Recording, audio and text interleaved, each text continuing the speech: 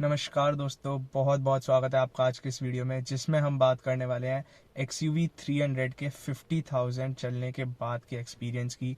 क्या दिक्कतें आई, क्या खामियां लगी, क्या खूबियां लगी, कितना टोटल अभी तक मैंने एक्सपेंस लगाया है XUV 300 W4 डीजल पे, जो कि BS4 है मेरे पास। और मैं इसका एक्सपीरियंस ज़्यादा अच्छे से इसलिए एलेबोरेट कर पाऊंगा, इसलिए वीडियो बना रहा हूँ क्योंकि मैंने ये जो किलोमीटर है ना, वो 2 साल में 50,000 किलोमीटर कवर करे हैं। और मोस्टली मेरी जो ड्राइविंग है वो मिक्स्ड रही है, सिटी, हाईवे और प्लस माउंटेन एरियाज पे भी। तो इसलिए इसका ज़्यादा अच्छा एक्सपीरियंस मैं दे पाऊंगा। चलिए इसी वीडियो में बात करते हैं कि कैसा मेरा एक्सपीरियंस रहा है इसके साथ, इसमें क्या मुझे दिक्कतें आई और क्या प्रॉब्लम्स मेरे को फेस करनी पड़ी अभी तक। सबसे पहली चीज़ से स्टार्ट करते हैं जो कि बहुत ज़्यादा इंपॉर्टेंट है इस गाड़ी के बारे में जान लेनी। अगर आपके पास पुरानी XUV 300 है, नई गाड़ी का कोई भी कंफर्मेशन नहीं है, मैं BS4 की बात कर रहा हूँ।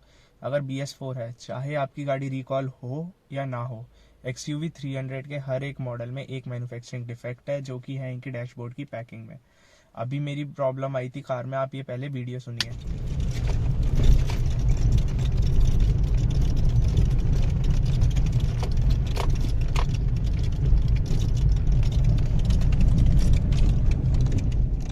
तो ये जो आपने आवाज़ सुनी इसकी वीडियो की, तो ये जो आवाज़ आ रही है, ये आ रही है डैशबोर्ड की पैकिंग। जो आपके चेसिस में से कुछ आपके क्लिप्स निकलते हैं और आपके डैशबोर्ड में अटैच होते हैं इस तरह। तो वो क्लिप की जो बीच में फॉर्म की पैकिंग लगी हुई होती है, वो पैकिंग इसकी फट जाती है। ये हर एक XUV 300 का मैन्युफैक्चरिंग डिफेक्ट है, जबकि मेरी कार उसमें नहीं थी। वारंटी ख़त्म हो गई थी, उसके बाद मेरी आवाज़ आनी चालू हुई और मेरी कार रिकॉल के लिए भी नहीं बुलाई गई थी। तो उन्होंने मना कर दिया था, इसका मैं खर्चा नहीं दूंगा। और मैंने उन्हें बताया और समझाया कि ये मैन्युफैक्चरिंग डिफेक्ट है, तो भी वो नहीं माने और मुझे इसका खर्चा दे के अपना पूरा डैशबोर्ड खुलवा के वो करना पड़ा। इसमें क्या हुआ था, डैशबोर्ड की पैकिंग हट गई थी और वो पैकिंग इन्होंने पूरा डैशबोर्ड इस तरह खोल के और फिर वापस करी। अब आवाज़ बिल्कुल ओके है। और जो भी केसेस मैंने जिन ओनर से बात करी है, उनकी भी गाड़ी में ये काफ़ी सारी गाड़ियों में दिक्कत आई थी। शोरूम वालों ने खुद बताया कि हम खुद 200-300 गाड़ियाँ इसकी सही कर चुके हैं इस प्रॉब्लम के साथ। तो उसके बाद अब ये दिक्कत नहीं आएगी। तो वो कोई बड़ा इशू नहीं है, बट ये बात जान लेनी ज़रूरी है क्योंकि काफ़ी ज़्यादा सिटीज़ में ऐसे सेंटर्स हैं जिनको ये पता ही नहीं है कि ये आवाज़ किस लिए आ रही है आधे से ज़्यादा टाइम। क्योंकि महिंद्रा ने टॉप अबव से जो ऊपर है ऑफिशियल्स ने, उन्होंने कोई स्ट्रिक्ट एक्शन नहीं लिया इसकी तरफ। काफ़ी सारी गाड़ियों में प्रॉब्लम थी पर रिकॉल कुछ ही गाड़ियाँ की गई हैं। तो ये सबसे बड़ा इशू मेरे को इसमें लगा। हालांकि मेरा इसमें कोई कॉस्टिंग नहीं आई खास, तो इसलिए उसकी कोई दिक्कत नहीं है। फर्स्ट इशू ये मेरे को 50,000 किलोमीटर तक में फेस करना पड़ा, जो कि मेरा आफ्टर 45,000 किलोमीटर ये आवाज़ आनी चालू हो गई थी। तो ये तो था एक रेयर केस। अब जनरल बातों की तरफ आते हैं कि इसका माइलेज कैसा है गाड़ी का। तो ये बात बिल्कुल सच है, जैसे कि सब लोग बड़े लोग कहते आए हैं। ये तो बात हमने एक्सपीरियंस कर लिया है कि तीसरी सर्विस के बाद गाड़ी का माइलेज बढ़ जाता है। जहाँ ये हाईवे पे भी मुझे पहले 17-18 का माइलेज देती थी, अब ये बड़े प्यार से मुझे 19-20 का माइलेज दे देती है हाईवे पे, जबकि मैं भगाता हूँ उसे 90, 100, 110। तो वो भी बड़े प्यार से 19-20 का माइलेज दे देती है। ये बात हो रही है XUV 300 डीजल की। और सिटी के अंदर ये 16-17 का माइलेज बड़े प्यार से दे देती है, जो कि मैं काफ़ी ज़्यादा सेटिस्फाइड हूँ इसके माइलेज से। सेकेंड चीज़ आती है, इसमें काफ़ी ज़्यादा क्लच की इशू की दिक्कत आ रही थी। काफ़ी लोगों ने ऑनलाइन कमेंट कर रखा था कि इसका क्लच बहुत जल्दी घिस गया। तो मेरे साथ तो बॉस ऐसी कोई भी दिक्कत नहीं आई है। और जबकि मेरी गाड़ी 3 लोगों के हाथ में रहती है, मेरे हाथ में, मेरे पापा के हाथ में और मेरे ड्राइवर के हाथ में, तो भी मेरे को इसमें क्लच की कोई ऐसी दिक्कत नहीं आई। टचवुड अभी तक मेरा क्लच एकदम बढ़िया चल रहा है। और being an owner of other cars also, तो मेरी ग्रैंड आइटन जो थी उसकी क्लच प्लेट बहुत जल्दी घिस गई थी। Hyundai में भी ये प्रॉब्लम मैंने खास तौर से देखी है कि Hyundai की क्लच प्लेट्स में थोड़ा सा दिक्कत रहती है जल्दी। मे बी ये मेरे साथ बैड एक्सपीरियंस हो, पर मेरी 2 गाड़ी मेरे पास Hyundai की है। i20 अभी है और ग्रैंड आइटन रह चुकी है, तो दोनों में क्लच प्लेट का इशू मेरे को रहा है। तो अभी तक महिंद्रा में मुझे कुछ ऐसा फेस करने के लिए नहीं मिला। और एक्स्ट्रा किसी खर्चे की बात करें अगर, कि जो हमें महिंद्रा पे करना पड़ा हो इस XUV 300 पे 50,000 किलोमीटर तक, तो ऐसा कोई भी खर्चा मुझे इस पर नहीं करना पड़ा एक्स्ट्रा, जो कि मुझे इस गाड़ी ने कुछ परेशान करा हो या फिर दर्द करा हो या मजबूरन आके करना पड़ा हो। और वो जो डैशबोर्ड वाले पैकिंग का था, वो भी मैंने उसी में कवर करवा लिया था। एक चीज़ जो मुझे ऐसी थोड़ी सी मतलब अजीब लगती है कि बाहर जो अलाइनमेंट और बैलेंसिंग के जो सेंटर्स हैं कंपनी से अलग, वहाँ पे इनका अभी तक सॉफ्टवेयर अपडेटेड नहीं है। XUV 300 का आप अलाइनमेंट बाहर से नहीं करवा सकते, बैलेंसिंग तो हो जाएगी। तो वो थोड़ा सा मेरे को लगा, ये पता नहीं महिंद्रा की चालबाजी है कि बाहर ना लीक करें कि इसके अलाइनमेंट का सॉफ्टवेयर या फिर जो भी है। अब ये पता नहीं कब तक होएगा, पर अभी मेरी सिटी में तो नहीं है, मे बी और सिटीज़ में बाहर आ गया हो। तो उसमें मेरे को थोड़ा सा एक्स्ट्रा पे करना पड़ता है। अलाइनमेंट ऑब्वियसली कंपनी के अंदर से करवाने पड़ते हैं और वहाँ से वो महंगे होते हैं। टायर्स की बात करूँ तो टायर्स भी अभी तक मेरे वही चल रहे हैं, स्टॉक टायर जो मेरे को कंपनी से मिले थे। 51,000 किलोमीटर मेरी कार चल चुकी है, जो कि अभी भी काफ़ी बढ़िया कंडीशन में है। ब्रेक पैड्स मेरे को अभी तक चेंज करवाने की कोई ज़रूरत नहीं पड़ी है। फ्यूल्स वगैरह ये सब चीज़ें नॉर्मल है, मेरे को अभी तक इसमें कोई भी चीज़ टचवुड चेंज करवाने की ज़रूरत नहीं पड़ी है। ये मैं अपना एक्सपीरियंस बता रहा हूँ आपको। और जबकि जो मेरी पुरानी कार थी उसमें काफ़ी सारी चीज़ें मुझे चेंज करवाने की ज़रूरत पड़ गई थी, या फिर और भी जो कह रहा हूँ मैं, जो दूसरी कार्स थी जिनका मैं प्री ओन कर चुका, शेवरलेट बीट हो गई या ग्रैंड i10 हो गई, i20 हो गई, 50,000 तक इनके टायर घिस चुके थे और टायर चेंज करवाने की ज़रूरत पड़ गई थी। इवन ग्रैंड i10 में मुझे दिक्कत आई थी, उसके सस्पेंशन भी बोलने लगे थे। तो ये जो कार है उस मामले में मेरे को काफ़ी अच्छी लगी। और 5 स्टार बिल्ड क्वालिटी की बात मैं अगर बताऊँ आपको, तो मैं इसमें एक एक्सीडेंट फेस कर चुका हूँ जिसमें मैंने एक्सपीरियंस कर लिया है कि बिल्ड क्वालिटी वास्तव में बहुत अच्छी है XUV 300 की, और काफ़ी ज़्यादा सेफ फील होता है जब आप इस गाड़ी के अंदर बैठते हैं। तो अब बात करते हैं इसकी सर्विस कॉस्टिंग की। तो ये मेरे पास सारे रिकॉर्ड्स हैं अभी तक जितनी भी मैंने सर्विस करवाई हैं, और आपको भी यही सजेस्ट करूंगा, आप अपनी कार के अगर सारी सर्विस शोरूम में करवाते हैं कंपनी से, तो आप उसका सर्विस रिकॉर्ड संभाल के रखिए। आपको रीसेल के टाइम काफ़ी ज़्यादा हेल्प करेगा ये अच्छी वैल्यू आपकी कार की दिलवाने में। फर्स्ट सर्विस जो मेरी मतलब एक तरह से सेकंड सर्विस हो गई, उससे स्टार्ट करते हैं जो 10,000 किलोमीटर पे हुई। तो 10,000 किलोमीटर वाली पे मेरा फ्यूल चेंज हुआ। मेन पैसे लगते हैं लेबर के और इंजन ऑयल के। तो मेरे को इसका 1400 रुपये का इंजन ऑयल पड़ा, 5 लीटर इसमें डलता है डीजल में। तो लेबर चार्ज मेरे इस पर थे नहीं सेकंड वाली सर्विस पे, तो वो मेरी हुई मात्र 2700 रुपये की। तो ये काफ़ी मेरे को सस्ती लगी as compare to other cars. और तीसरी सर्विस इसका, क्योंकि XUV 300 का हर 20,000 की किलोमीटर बाद आपका इंजन ऑयल चेंज होता है, बाकी गाड़ियों में मोस्टली में हर 10,000 किलोमीटर बाद चेंज होता है, या फिर मेरे पे जितनी भी रही है उनका हर 10,000 किलोमीटर बाद होता था।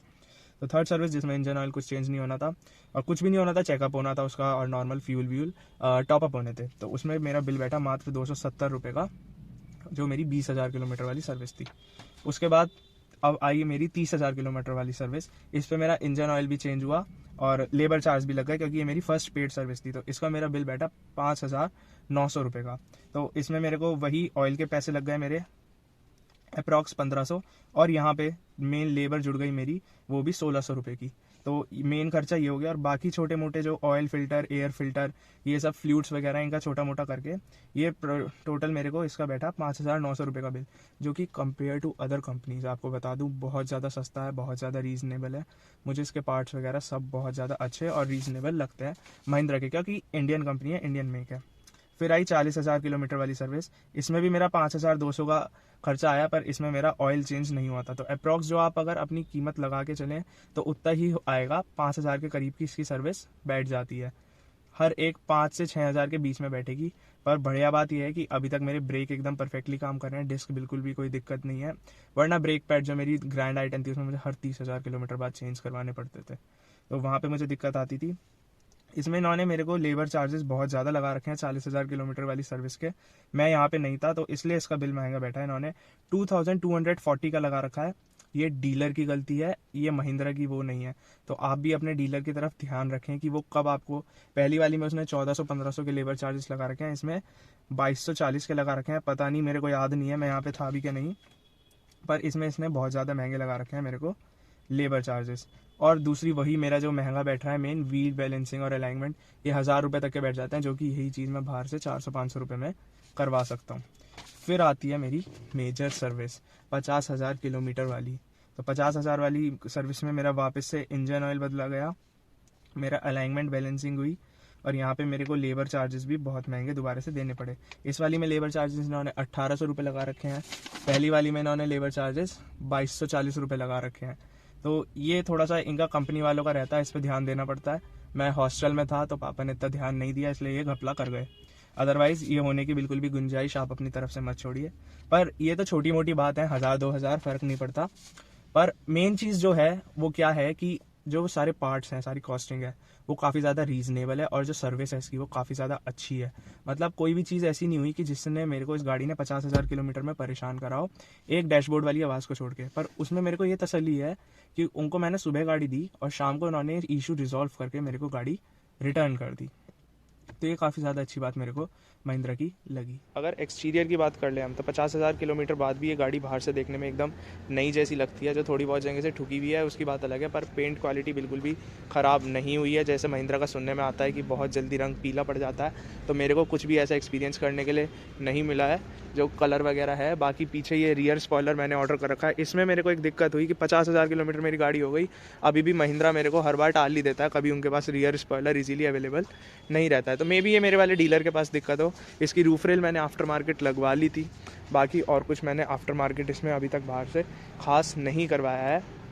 गाड़ी देखने में अभी भी एकदम नए जैसी लगती है। टायर्स की कंडीशन अभी भी बहुत अच्छी है 50,000 चलने के बाद भी। तो ये सब बिल्कुल एकदम परफेक्ट चल रहा है गाड़ी में, मेरे को मज़ा आ रहा है इसे चलाने में। जबकि ये 50,000 किलोमीटर कवर कर चुकी है, स्टिल मेरे को ऐसा लगता है कि बिल्कुल अभी भी नहीं है। और जो मैं एक्सीडेंट की बात कर रहा था, आगे से फॉग वाली वीडियो आपने अगर देखी हो तो वो एक्सीडेंट हुआ था, सिर्फ मेरा ये डैमेज हुआ। आगे से आप देखो और कुछ आपको नहीं पता लगेगा डैमेज हुआ है, जबकि काफ़ी अच्छा इम्पैक्ट था वो। तो ये डैमेज हुआ था, इधर हल्का सा मेरा पेंट पे क्रैक आ गया है और ये हल्का सा बोनट बेंड हो गया है। तो ये है। और आगे जिस इयॉन से इम्पैक्ट हुआ वो इयॉन की ना रिट्स बन गई थी। मतलब उससे मैंने ये देखा कि कितनी पावर है इस कार में और कितनी ज़्यादा अच्छी बिल्ड क्वालिटी है इसकी। कि मेरी गाड़ी आगे से देख के ऐसा लग रहा था, कोई बता नहीं पा रहा था कि ठुकी है, और वो इयॉन की सही में बुरी हालत हो गई थी। और हल्का फुल्का यहाँ पे स्क्रैच आया था। ये बाहर से भी कंडीशन इसकी कोई देख के इजीली कहता नहीं है कि इसके 50,000 51,000 किलोमीटर कंप्लीट हो गए हैं। अब इसके अंदर के इंजन की बात कर लेते हैं। महिंद्रा बेकार इसलिए बदनाम है कि कुछ टाइम बाद इसकी गाड़ी नहीं ट्रक बन जाती है और इसका इंजन काफ़ी ज़्यादा आवाज़ करने लग जाता है। एक बात तो हम सबको पहले से ही पता है कि डीजल इंजन आवाज़ करता है, तो उस हिसाब से कंपेयर करें तो इसके इंजन में बिल्कुल भी आवाज़ स्टार्ट नहीं हुई है जैसा और लोगों को लगता है। आइए मैं आपको इसकी आवाज़ सुना दूँ। तो अगर आप इसकी आवाज़ सुनेंगे तो आवाज़ बिल्कुल भी गाड़ी में ज़्यादा नहीं हो रही है। ये डीजल इंजन की नॉर्मल आवाज़ है और ऊपर से बोनट उठा हुआ है तो और ज़्यादा आपको आवाज़ आ रही होगी। और इसका इंजन काफ़ी ज़्यादा मेरे को बेहतरीन लग रहा है अभी भी। एक बारी ऊपर से हुड बंद करके भी आवाज़ सुन लेते हैं, क्योंकि हुड तो हम रेगुलरली ऑन करते नहीं हैं। तो ये देखिए, अभी भी अगर आपको आवाज़ सुनाई दे रही हो बाहर, तो ये डीजल इंजन की नॉर्मल आवाज़ है और गाड़ियों के कंपैरिजन बिल्कुल सही आवाज़ है इसकी, कोई ज़्यादा आवाज़ नहीं है। और कैबिन नॉइज़ बहुत कम है, बिल्कुल भी नहीं, ऐसा नहीं कह सकता बिल्कुल भी नहीं है, पर जो भी कैबिन नॉइज़ है वो कम है, बियरेबल है, मेरे को कोई भी प्रॉब्लम नहीं होती है। और गाड़ियों में जो मैं बैठा हूँ उनमें और ज़्यादा होती है। हाँ, रोड टायर की नॉइज़ इसमें ज़रूर आती है, जो लिंटर वाली रोड होती है उन पे रोड टायर नॉइस इसमें काफ़ी है। तो यही था पूरा XUV 300 के बारे में कि कैसा मेरा इसका 50,000 तक का एक्सपीरियंस रहा। और एक फ़न फैक्ट बताऊं, अभी भी इतना मज़ा आता है ना इसे चलाने में, एकदम टर्बो, एकदम नए जैसी स्मूथ है ये अभी भी। पर अभी भी कभी मेरे को ऐसा लगता है ना मैं बोर हो गया या मेरे को अब पावर की आदत पड़ गई तो नॉर्मल सी लगने लगी, तो मैं क्या करता हूँ, मैं जाके दूसरी कोई गाड़ी चला लेता हूँ, किसी इधर फ्रेंड की या वो नॉन टर्बो कार, और उसे चला के मेरे को इतनी कम पावर लगती है, फिर वापस मैं जब इस पर चलाता हूँ तो मेरे को वैल्यू पता लगती है कि क्या गाड़ी है मेरे पास, और मज़ा आ जाता है वापस से इसे चलाने में। तो आज की वीडियो में सिर्फ इतना ही था। स्टिल आपके पास कोई क्वेश्चन रह गए हो, कोई डाउट हो आपको XUV 300 से रिलेटेड पूछने हो, तो आप मेरे को नीचे कमेंट करके बता सकते हैं या फिर इंस्टाग्राम पे पर्सनली DM कर सकते हैं। अगर आपको ये मेरे चैनल की वीडियोस पसंद आ रही हैं तो एक रिक्वेस्ट है सबसे कि चैनल को सब्सक्राइब करना बिल्कुल ना भूलें, और ये वीडियो पसंद आई है तो इस वीडियो को लाइक करना बिल्कुल ना भूलें। तो मिलते हैं फिर ऐसी ही किसी और एक वीडियो में, तब तक के लिए हेलमेट लगाएं, सीट बेल्ट लगाएं, गाड़ी धीरे चलाएं और माइलेज पाएं। शुक्रिया।